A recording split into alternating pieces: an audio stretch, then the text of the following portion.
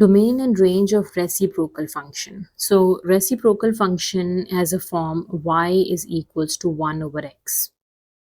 So for such function, every reciprocal function, keep it in mind that the domain,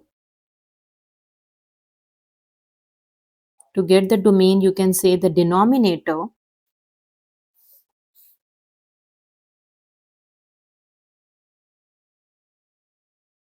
is not equals to 0. In this case, you can say x is not equals to 0, and the range is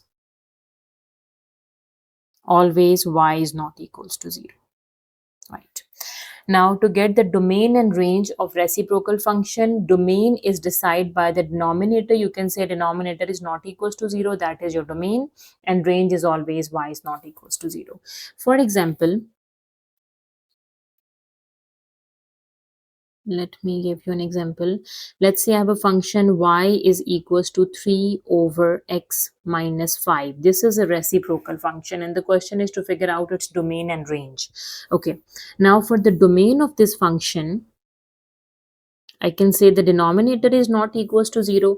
This is your denominator. I can say x minus 5 is not equals to 0. So we can say x is not equals to 5. That is the domain.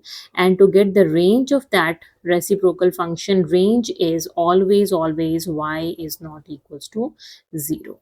Right. So the domain of the reciprocal function is decided with the help of the denominator.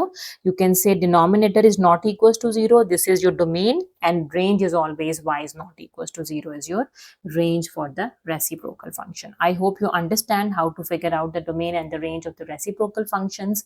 Domain is denominator is not equals to 0, and range is always y is not equals to 0.